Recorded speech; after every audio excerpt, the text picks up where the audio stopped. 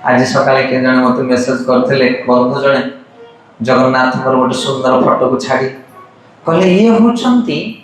ये जो जगन्नाथ आपण देखुछंती ये होचंती दिन बंधु ये होचंती गरीबर नाथ जगन्नाथ होचंती गरीबर नाथ दुखीर नाथ ये मु कहले अच्छा ये गरीबर नाथ आ धनीर नाथ नहंती अरे बोलो खाली गरीब मानकर नाथ कि जगन्नाथ ताले धनी मानकर नाथ केवल दुखी मानकर नाथ जगन्नाथ सुखी मानकर नाथ नुह को बुझी परछन का कथा एले सी जे बंधु जनक मते मेसेज कले मु ताको अवमानना कलेनी किंतु हमर शक्ति केते हमर सीमित शक्ति ना बुझी पाले ना सी जहा गुण गायन कले किछ असुविधा न कारण भगवान को गुण गायले सी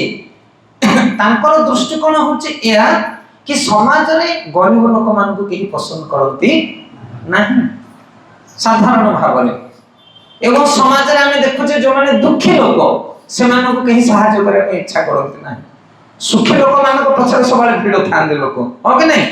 हमर जे मो पुअर जदी जन्मदिन ताले देखला सब भारी भीड़ हम घर जे उत्सव होची भारी भीड़ किंतु दुख पड़िला बेले से बंधु जनक कहवा कथा होची कि जीवन रे जते बड़ विपद आसु जते दुख आसु जते दरिद्रता आसले मध्य जगन्नाथ सबले हमर बंधु रूप रे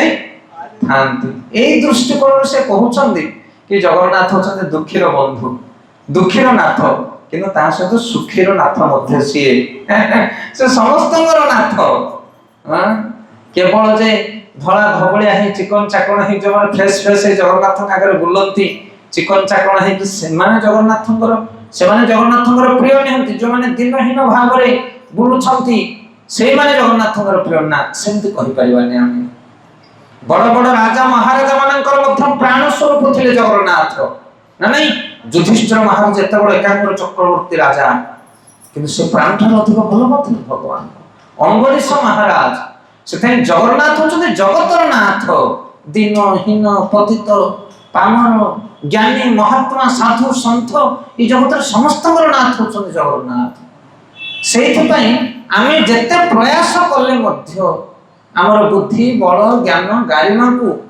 जते प्रयत्नशील भाव रे व्यवहार करी मध्य आमे भगवान को संपूर्ण गुणगान करि परिबा नाही हमर सबले सीमित शक्ति आ भगवान होचंती असीमित।